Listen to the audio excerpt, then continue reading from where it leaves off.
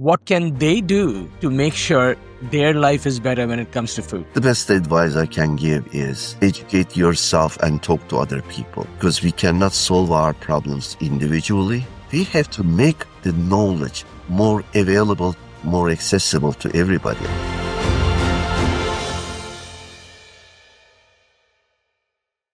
Hello, everybody. Welcome back to the Zero Hunger Project, our podcast. I'm Suman Roy. I'm Stacia and Neale. And it's a pleasure to have you back at our podcast. If you haven't subscribed yet, please subscribe and listen to these amazing conversations we are having, because we are determined to end hunger in this world. And we are not going to be able to do this. It's a really small task. End Yeah, hunger. it's no big deal. We'll do fine. it. No problem. We'll move on. No, I'm just kidding. It's a very complicated conversation.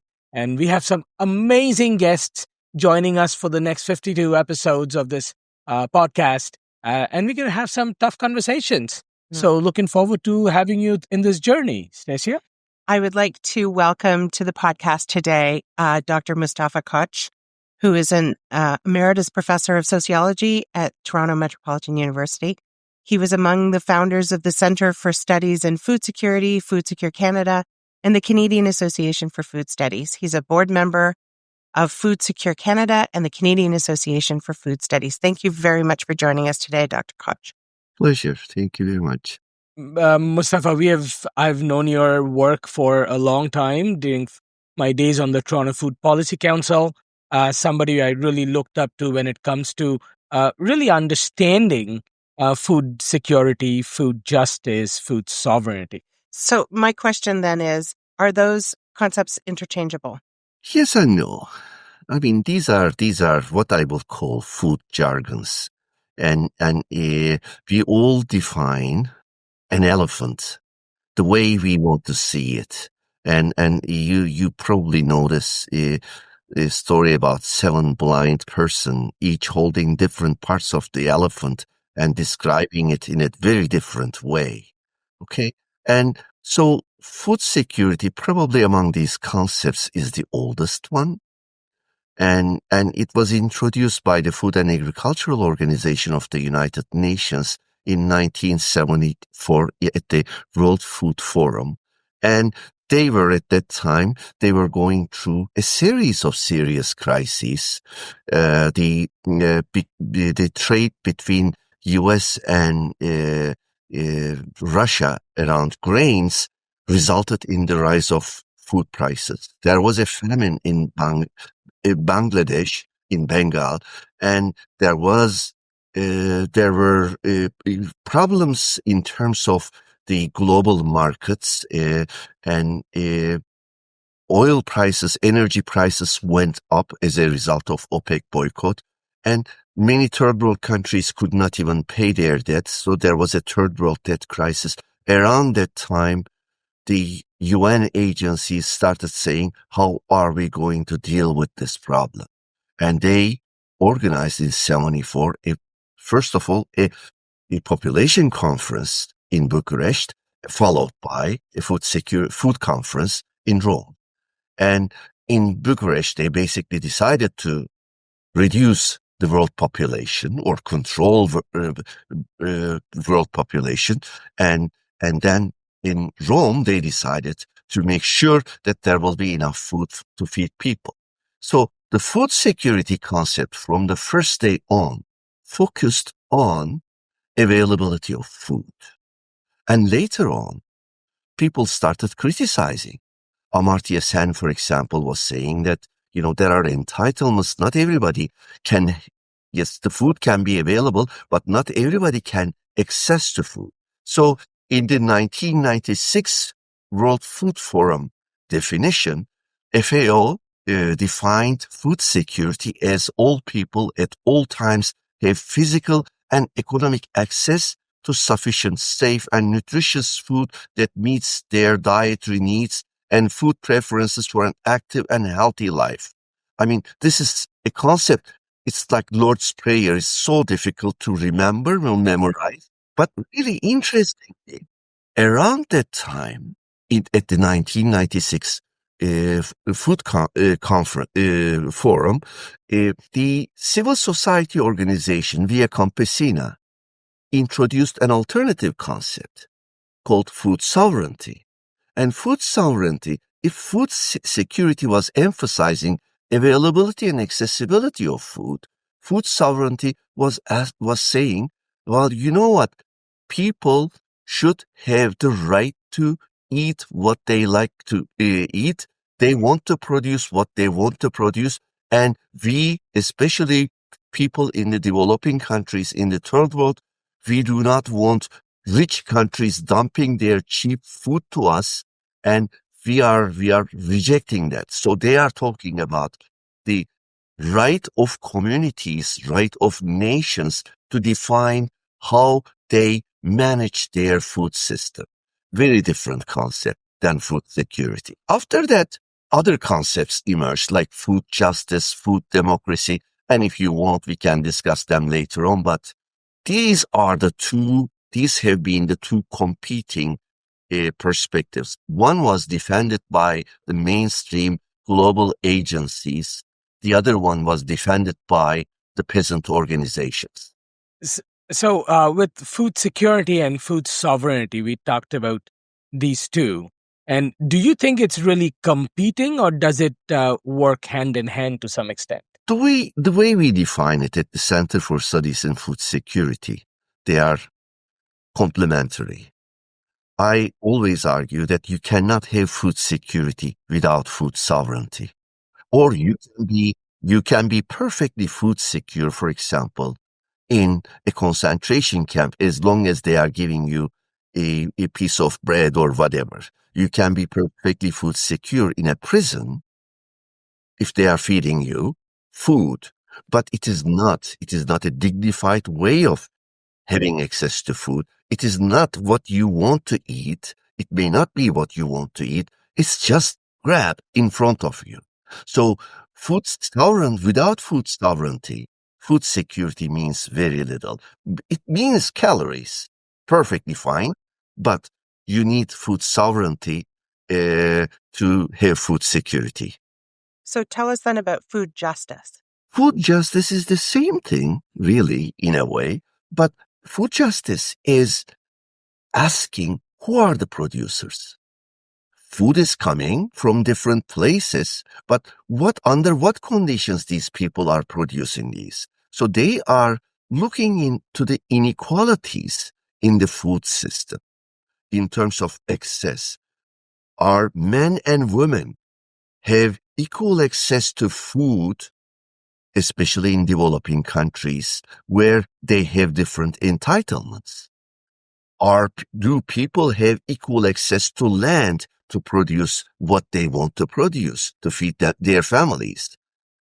So food justice is very complementary to food security and food sovereignty, but food justice's emphasis on inequalities in the food system.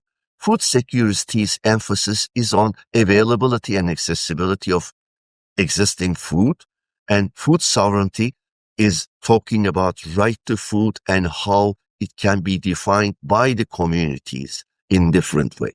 So we've been talking a lot about how poverty and food security is a political issue. We haven't talked a lot thus far about the gendering of food justice and how gender plays a role in that. Can you talk about that a little bit more, just from a sociological standpoint? What happens is that food and all other essentials of life can be available, but because of existing social inequalities in our society, people who have power and privilege will have better access to all these essentials of life. It can be food, it can be shelter, it can be education, it can be healthcare. So women, visible minorities, racialized people, indigenous people around the world, poor people always have suffered. Okay.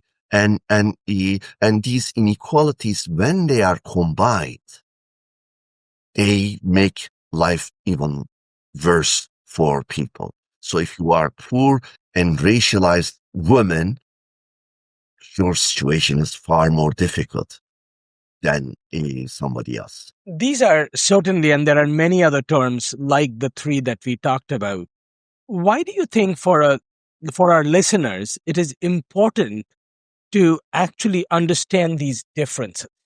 To me, from my perspective, understanding the technical differences is not that important.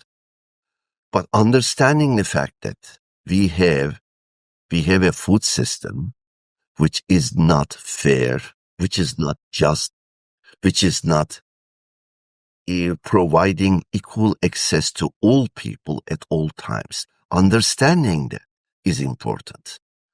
And understanding where our comes from is important. When our closest trade partner and neighbor threatens us by cutting our food, and if we do not understand why and how they can do that, then we are not well informed. Okay? And if we don't know where our food is coming from, we are not well informed. Only recently, when I go to a grocery store, I see signs saying, this is from Mexico, this is from Italy, this is from United States, this is from Canada. But before that, it was really difficult. So if we need this information, we want to understand who goes hungry. And we also need to understand that we all can go hungry. So it is not the poorest of the poor who's going hungry. So food, well, all of these problems are problems. And it is also not just getting enough food, but eating healthy, nutritious, safe food. Okay?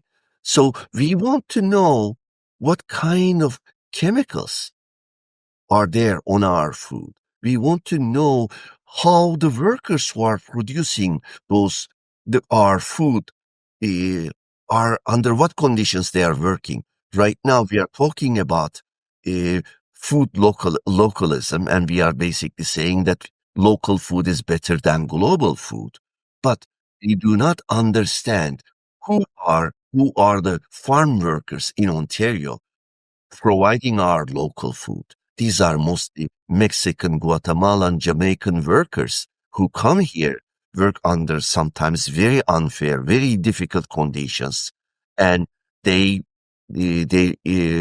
can't benefit from the pensions. They cannot benefit from health plans. They are so these are all related issues, and understanding where our food comes from, who is producing our food, under what conditions, understanding the price of our food. For example, if the food inflation is happening, and if you don't know why the food prices are going up, you need to understand, you need to learn about the food system, because they are all interrelated problems. I think it's interesting that this food costs have now become sort of a concept that we're talking about unilaterally, but for a long time before these types of things happened, particularly in Canada, there was a huge chunk of our population that never occurred to them to worry about where their food came from or how much eggs cost or things like that.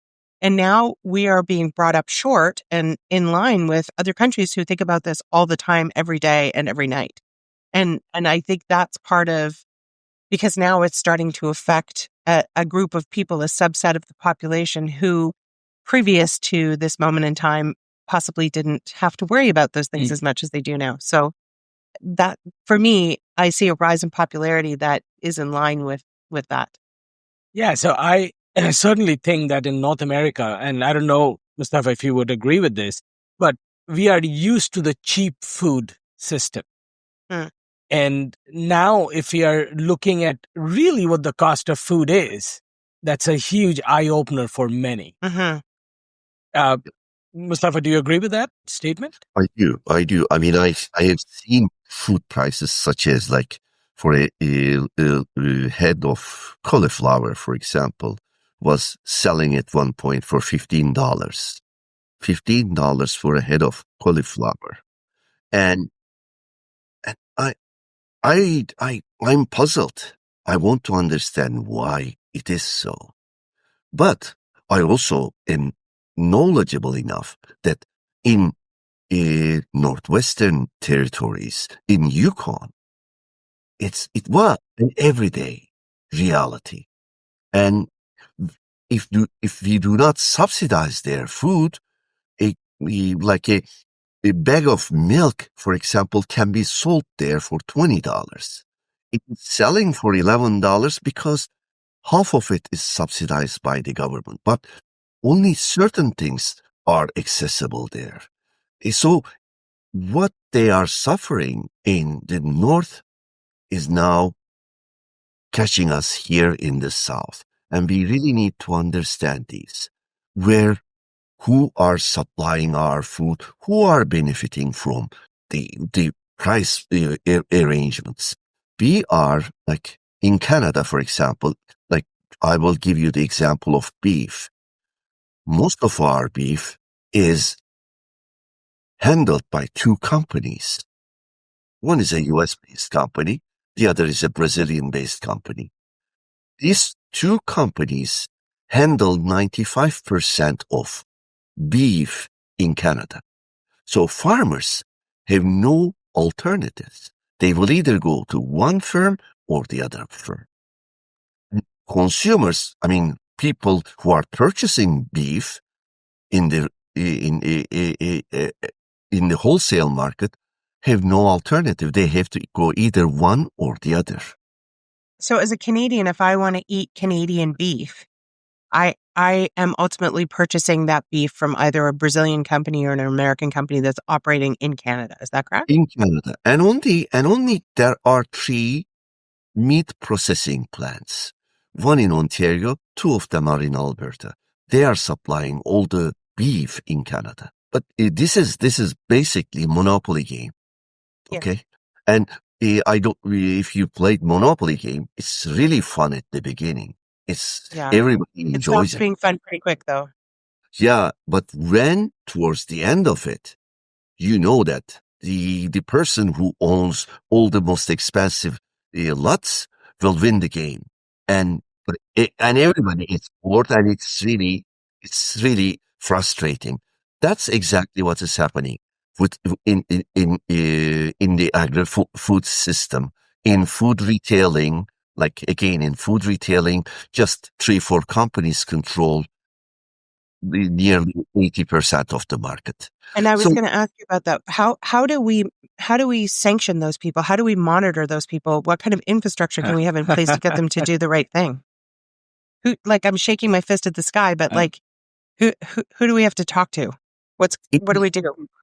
It is not very easy to end monopoly game, because the people who hold the power and privilege want to keep that power and privilege. And if you can manage it in one country, maybe to a certain extent, but it will be at a cost. Okay. The changes have to be global. The changes the changes require collective efforts.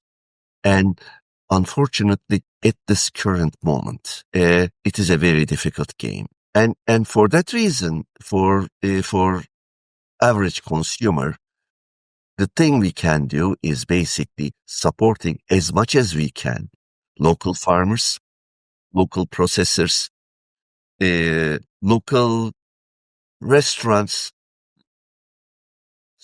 independent retailers as much as possible. And not going to big brand names, but smaller brands is what we can do. And for those people who can also produce a little bit of their food. I was going to say, I think there's a bylaw. Is it a bylaw in Toronto that says that you're not allowed to grow food on your front lawn? Or have they overturned that? Did they overturn it during the pandemic? I think you can grow your own food, but you are not allowed to have poultry, for example. You cannot have public health rules do not allow people to have. Some ridings have it because they were grandfathered in. Yeah. But overall, as a city, they did not pass the pilot. So Interesting. in some writings you cannot, and some writings you can. Yeah. But what that brings me to another question, Mustafa, is about the Grocery Code of Conduct that was just introduced last year in Canada. What are your thoughts about it? I don't know about what it can do. So it's just like I do not want to speculate. It's a topic I haven't studied well. One more thing that keeps, and this is a question I keep asking, I haven't found an answer yet. I don't know, Mustafa, if you found an answer to that.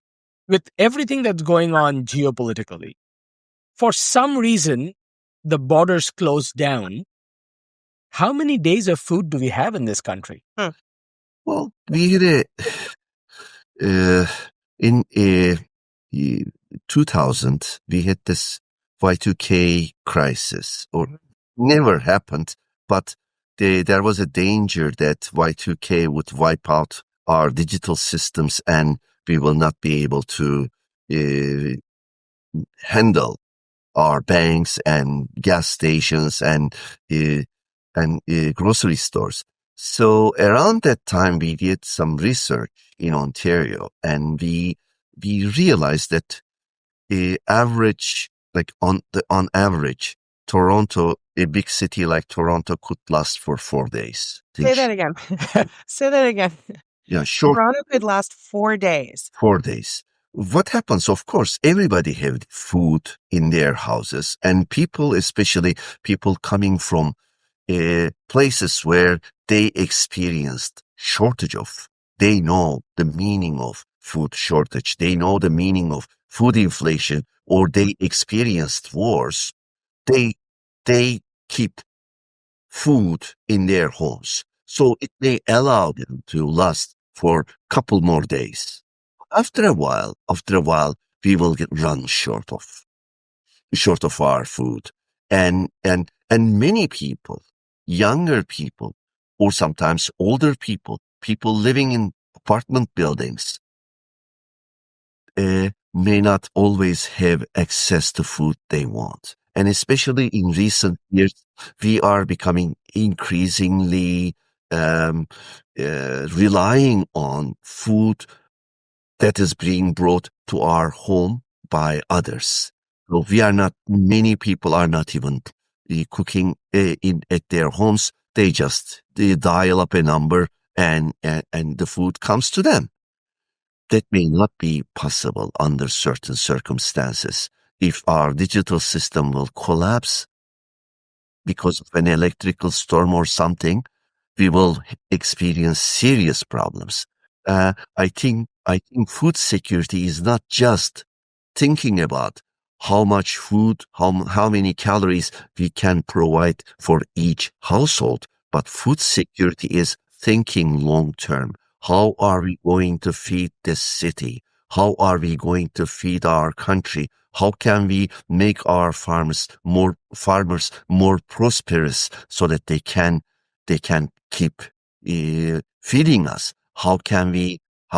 To what extent we have to rely on global markets to feed ourselves? Again, we cannot produce everything ourselves, but we can certainly increase incrementally the amount of food that we are relying on that is produced in Ontario.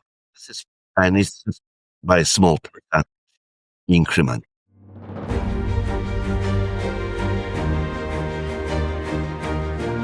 So, Dr. Mustafa, thank you so much for your time. This means, hearing from you means so much to us. Such a wealth of knowledge. Today we are done with our episode, but we are not letting Dr. Mustafa go so soon. We have more questions to ask him. A lot more questions. So tune in for next week and we will continue this conversation.